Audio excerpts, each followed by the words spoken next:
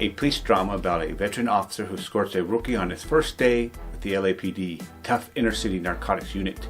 Training Day is a blistering action drama that asks the audience to decide what is necessary, what is heroic, and what crosses the line in the harrowing gray zone of fighting urban crime. So you have Jake Hoyt, a rookie cop, and then you have Denzel Washington, the veteran cop. Jake finds out that things aren't quite as black and white when it comes to greed and corruption on the streets, and he must decide where he wants to draw the line, if he wants to risk his life to say no, or should he join the club.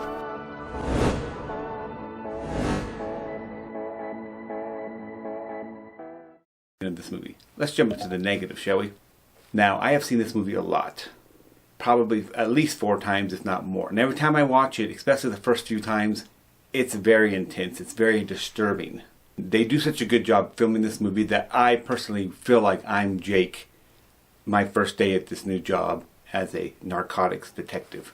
And I'm that sheepdog surrounded by wolves. So what I'm saying is this movie is very intense. Denzel Washington's character is through the roof angry, through the roof emotionally manipulative, very good at adjusting reality to fit his needs to make himself look good and defining reality. So I think it can be a little bit of intense of a movie, so just beware. This is a very intense movie. Don't go in thinking it's going to be a fun action movie. It's not. It's more of a drama, psychological drama. Other than that, there's not a whole lot of negatives here, guys. And now, life lesson time, where I find something we can learn from this movie that can help us build better lives. This movie makes me think of a quote from a book. One of my favorite quotes, in fact. That quote goes something like, cocky, lazy, stupid, dead. When one gets so cocky, they quit training, they quit trying, they quit paying attention to the competition, they ignore the challenges coming ahead because, man, they got it, no big deal.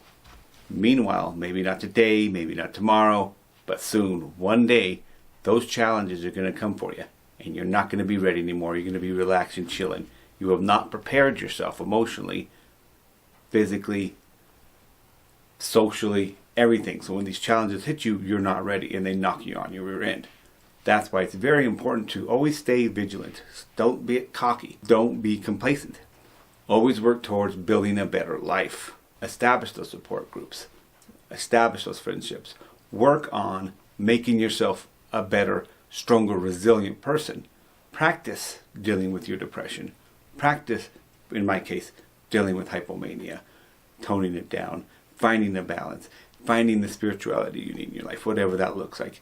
Get those things established in your life so then when life comes and hits you, you're not all cocky about, I got it, it's taken care of, I can deal with it. And I think that's what I learned from this movie. But hey, that's my opinion. You can take what you want, you can leave the rest. I'm just a guy. Speaking of the positives, let's get into the positive of this movie. I love this movie. I love this movie the first time. I love this movie the 4th or 5th time that I watched it. This movie's from 2001, guys. For a movie that's literally 2 decades old. 2 decades old.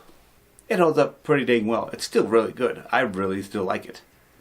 If you guys are into seeing an actor truly reach a level of rage, like not acting like you're all, dude, this guy's really raging, like he's frothing at the mouth, screaming, ah, then this movie's for you. Because Denzel Washington, the first time I had ever seen anyone flip out and get so angry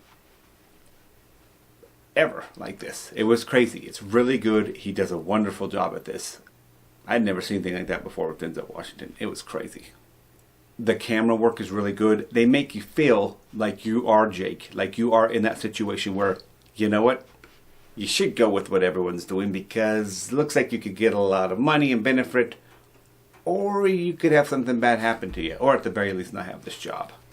And this guy clearly seems like the ringleader.